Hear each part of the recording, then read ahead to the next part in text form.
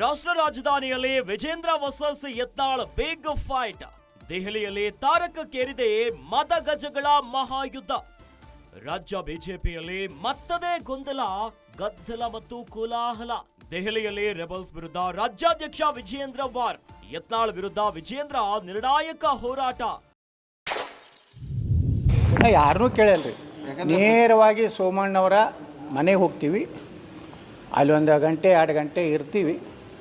ಯಾರ್ಯಾರು ಅಲ್ಲಿ ಚರ್ಚೆ ಏನು ಆದರೆ ಚರ್ಚೆ ಮಾಡ್ತೀವಿ, ಮತ್ತು ನೇರವಾಗಿ ಏರ್ಪೋರ್ಟಿಗೆ ಹೋಗ್ತೀವಿ. ಸರ್, ಒಂದು ವೇಳೆ ವಿಜೇಂದ್ರ ಅವ್ರನ್ನೇ ಬಿಜೆಪಿ ಹೈಕಮಾಂಡ್ ಕಂಟಿನ್ಯೂ ಮಾಡ್ತು ಅಂತಂದರೆ ನಿಮ್ಮ ನಿಲುವೇನಾಗಿರುತ್ತೆ ಸರ್? ಅವಾಗ ನಾವು ಹೇಳ್ತೀವಿ.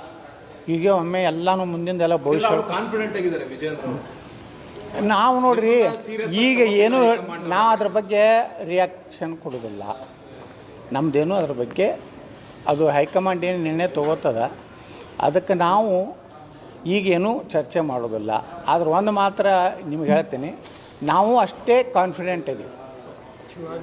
ನಾವು ಅಷ್ಟೇನು ಭಯಭೀತರಾಗಿಲ್ಲ. ಏನಪ್ಪ ಅಂಥೇಳಿ ನಾವು ಕಾನ್ಫಿಡೆಂಟ್ ಇದ್ದೀವಿ. ಸರ್, ಈಗ ಹೈಕಮಾಂಡ್ ಅವ್ರ ನಿರ್ಧಾರ ಬದಲಾಯಿಸದೇ ಇದ್ರೆ ನಿಮ್ದು ಮುಂದಿನ ಸ್ಟೆಪ್ ಹೆಂಗೆ? ನಾವೆಲ್ಲ ಅದ್ರ ಬಗ್ಗೆ ಚರ್ಚೆ ಮಾಡೋದಿಲ್ಲ. ಹೈಕಮಾಂಡ್ ನಮ್ಮ ಅಂತಿಮ ಬಾಸ್. ಅವ್ರು ಏನು ಹೇಳ್ತಾರೆ, ಹಗಲು ಕಂಡ ಇದು ರಾತ್ರಿ ಕಂಡ ಬಾಯಿಗಳು ಹಗಲು ಬೀಳಂದ್ರೆ ಬೀಳ್ತೀವಿ. ಹಂಗೆ ಮಾಡೋದಿಲ್ಲ, ನೀವು ತಿಳ್ಕೊಂಡಿರ್ಬೇಕು. ಹಂಗೆ ಮಾಡಿಬಿಡ್ತಾರ್ಥ. ಹಗಲು ಕಂಡ ಬಾವಿ, ಡೇದಾಗ ಕಂಡಂಥ ಬಾವಿ. ನಾವು ಇದು ಇಲ್ಲ, ರಾತ್ರಿ ಕಂಡಂಥ ಬಾವಿ ಡೇದಾಗ ಬೀಳುವಂಥ ತುಗು ತಯಾರಿದ್ದೀವಿ. ನಮ್ಮ ನರೇಂದ್ರ ಮೋದಿಯವ್ರ ಮೇಲೆ ವಿಶ್ವಾಸ ಇದೆ, ರಾಷ್ಟ್ರೀಯ ಅಧ್ಯಕ್ಷರ ಮೇಲೆ ವಿಶ್ವಾಸ ಇದೆ, ಅಮಿತ್ ಶಾ ಅವ್ರ ಮೇಲೆ ವಿಶ್ವಾಸ ಇದೆ, BL ಸಂತೋಷ್ ಅವ್ರ ಮೇಲೆ ವಿಶ್ವಾಸ ಇದೆ. ನಾವು ವಿಶ್ವಾಸದ ಆಧಾರದ ಮೇಲೆ ಪಕ್ಷದ ಕಾರ್ಯಕರ್ತರು ಹೊರತು ಅಡ್ಜಸ್ಟ್ಮೆಂಟ್ ಗೆರಕಿಗಳ ಅಲ್ಲ.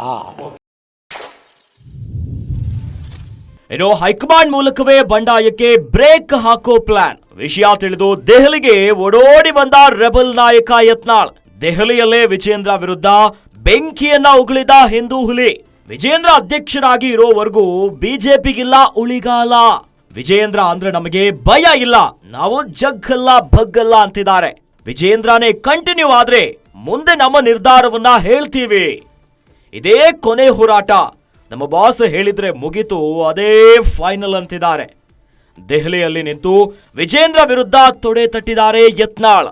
ರಾಜ್ಯ ಬಿಜೆಪಿಯಲ್ಲಿನ ಬಣಗಳ ಬಡಿದಾಟ ಈಗ ರಾಷ್ಟ್ರ ರಾಜಧಾನಿ ದೆಹಲಿಯಲ್ಲಿ ಸದ್ದು ಮಾಡ್ತಿದೆ.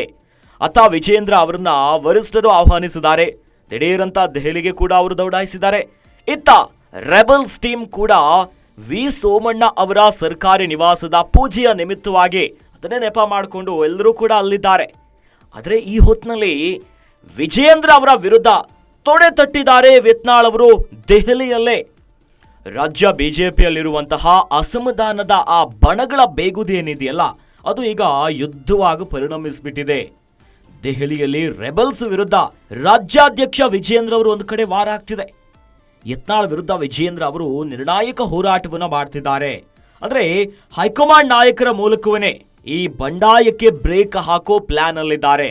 ವರಿಷ್ಠರನ್ನ ಭೇಟಿ ಮಾಡಿ ಮಾತುಕತೆಯನ್ನು ನಡೆಸಿ ಮುಂದೆ ಯಾವ ರೀತಿಯಾಗಿ ಪಕ್ಷ ಸಾಗಬೇಕೆನ್ನುವಂತ ನಿಟ್ಟಿನಲ್ಲಿ ಹೈಕಮಾಂಡ್ ಮೂಲಕ ಎಲ್ಲಾ ರೀತಿಯಾದಂತಹ ಅಸಮಾಧಾನಗಳನ್ನ ಶಮನ ಮಾಡಬೇಕನ್ನುವಂತಹ ರಾಜಕೀಯ ತಂತ್ರವನ್ನ ಹೆಣಿತಿದ್ದಾರೆ. ಇನ್ನು ವಿಷಯ ತಿಳಿದು ದೆಹಲಿಗೆ ಓಡೋಡಿ ಬಂದಿದ್ದಾರೆ ರೆಬಲ್ ನಾಯಕ ಯತ್ನಾಳ್ ಅವರು. ದೆಹಲಿಯಲ್ಲೇ ವಿಜೇಂದ್ರ ಅವರ ವಿರುದ್ಧ ಬೆಂಕಿ ಉಗುಳುತ್ತಿದ್ದಾರೆ ಹಿಂದೂ ಹುಲಿ ಯತ್ನಾಳ್ ಅವರು. ಅಂದ್ರೆ ವಿಜೇಂದ್ರ ಅಧ್ಯಕ್ಷರಾಗಿ ಇರೋವರೆಗೂ ಕೂಡ ಬಿಜೆಪಿ ಉಳಿಗಾಲ ಇಲ್ಲ.